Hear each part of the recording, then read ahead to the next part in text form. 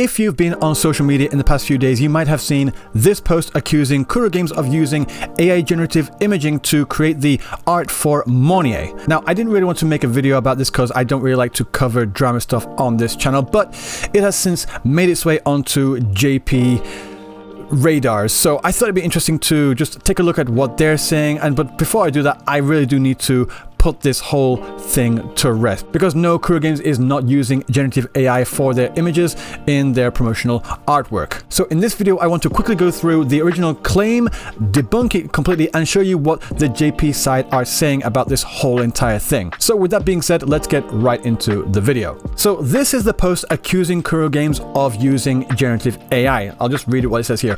Kuro really needs to step up their AI games. Like, come on, how hard is it to have someone double check the generated image for things like accessory consistency before posting them? It costs you less than 1/10,000th of the money you spend on ads. And what they show here, what they present here, are these images. They've got this image here pointing to certain things that they're saying are inconsistencies as proof of the images being generated by AI, and they're saying that they took the screenshots. These are zoomed in parts from this image here and also this image here. So what I did is I took this image from the left side and just overlaid it onto the official Wuthering Waves image here to see if they actually line up. So this is the official Kuro Games splash art for Mornye, and on top of it, I did my best to crop out and line up as best as I could that image that was saying, oh, these things are wrong here. I lined it up and overlaid it to where it should be, and I wanted to check, is it correct?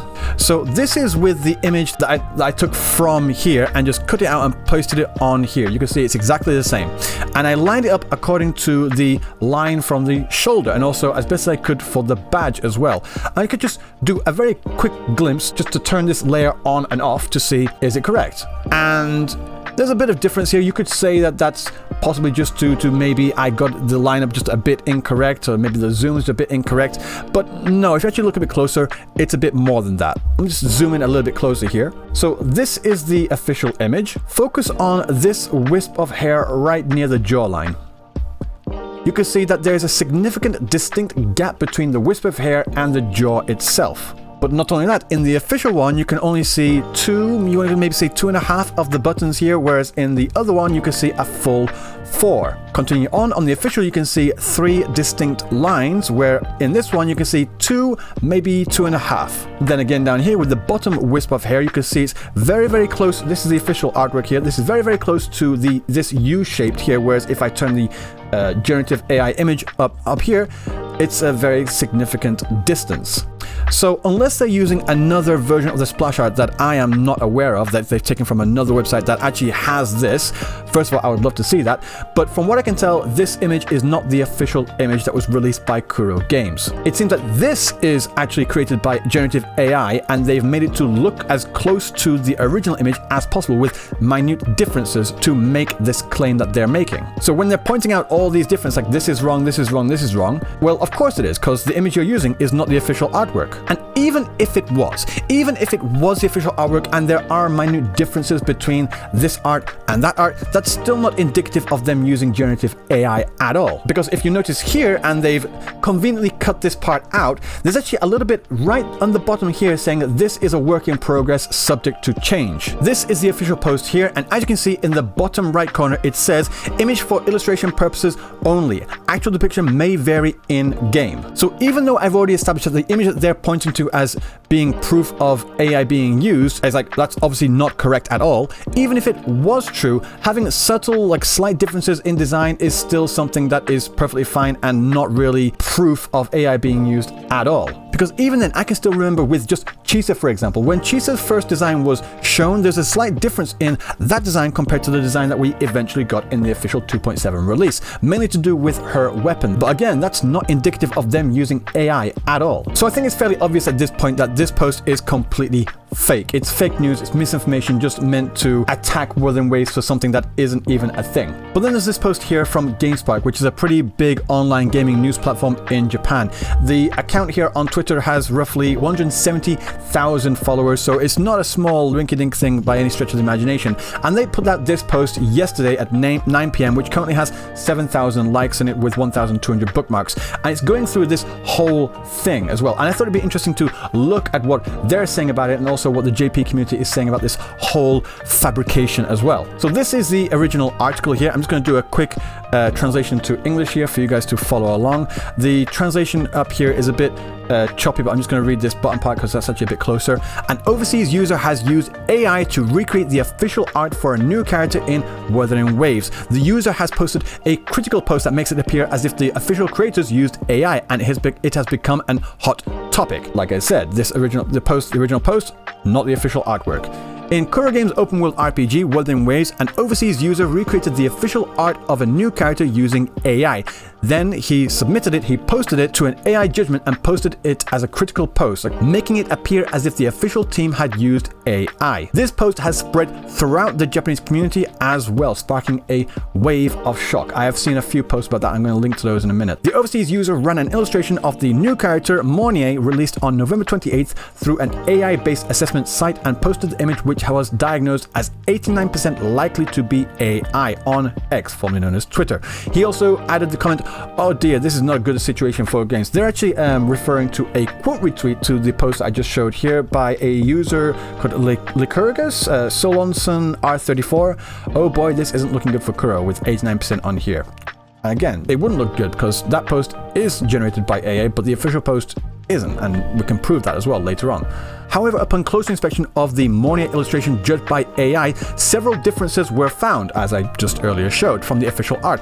Both eyes are visible even though one is drawn hidden by the hair, and the eye color is also different. I didn't point that out, but that's also another thing that is different. The post was accompanied by a community note stating the image quoted is a fake generated by AI and is not official art, and has received a number of critical comments from overseas users. Another user compared two official artworks with different compositions, claiming that the details of the accessories were different and that the artwork was AI. The user also pointed out in a community note that there is no evidence in AI. So basically saying they got noted, there's no AI. And then they go on to a bit more of this like tribalistic war going on here.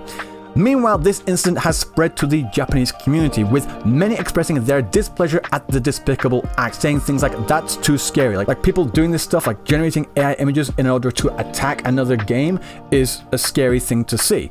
How badly does this person want to ruin the reputation of Wuthering Waves, and who would go to such lengths to tarnish the work? It is disgusting. And they link to this post here, which is in full Chinese. I don't speak Chinese, so I'm just going to rely on translation here, so please forgive me on that. But before I do that, I want to show that this post is actually in response to another post that went a bit viral on the JP side of things here. This is talking about the whole situation. It's currently got 13,000 likes with 2.5 million views. Let me just use this original translation so you guys can follow along. I saw this on my timeline and it gave me chills because of how messed up it is, and they give a timeline of what is going on here.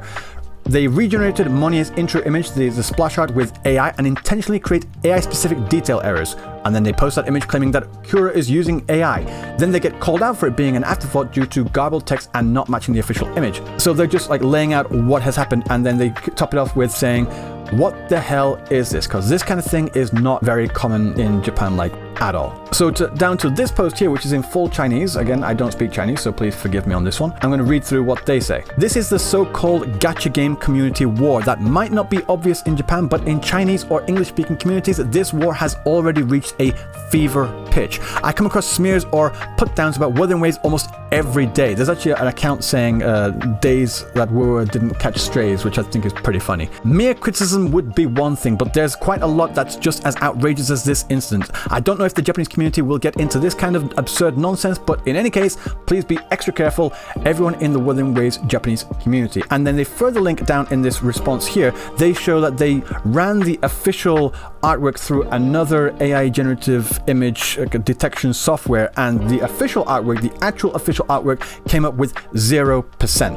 For both the splash art and also the character art too. And then back to the article here, it says, "This is apparently being called the gacha game community war, and while it's not just a simple criticism, there are also quite a few unbelievable cases like this one." It reminds me of something that was posted just a week ago or 2 weeks ago, where someone posted, let me just find this. This is the thing I was referring to here. This is the original post here saying, they nominated the one gacha game that's fucking unplayable on mobile for Mobile Game of the Year, LMFAO. And they're talking about how Wuthering Waves has been nominated for Game of the Year, Best Mobile Game at the Game Awards. So that's pretty cool. And they're just like hating on Wuthering Waves here. And then they quote retweet it by saying, like, bro. And they post this video where Wuthering Waves is admittedly looking pretty choppy. Like, the graphics just do not look that good at all. I mean, still better than stuff that we were getting maybe 10 years ago, for example, but not representative of the game that we're currently playing like today. The thing is though that this video is actually from another video that was on YouTube showing that Wuthering Waves can be played on extremely low-end devices if you set all the settings down to as low as possible. And there's a note here saying, OP took a video that was originally meant to show how the game runs on low-end devices, but edited it to spread misinformation. The sources include the video in question, which is the first link, this link here, and other ones demonstrating how the game actually performs on typical devices with like the full graphical fidelity. It's like this kind of thing has been coming out quite a lot recently, and again, mainly since Wuthering Waves got nominated for Best Mobile Game of the Year and also like Player's Voice. I can't remember exactly what the name of the award is, but since they got nominated for the Game Awards, there's been a lot of posts like this, and I think there is a bit of a connection. And in the article they continue, overseas users responded with comments such as, it looks like Japan has just found out what's going on in the English-speaking community. Unfortunately, there are a lot of really stupid people on the global side, and I don't know if something this stupid would happen in the Japanese community, but please be careful. These comments have once again caused a shock in the Japanese community, with people asking, is this kind of thing commonplace overseas? And unfortunately, it does seem to be the case. So after reading this, I also wanted to look through the comments to see what people are saying in response to this kind of thing happening. So I can go down to the comments here. I'm going to go to read all comments. 124 comments so far in the past 24 hours.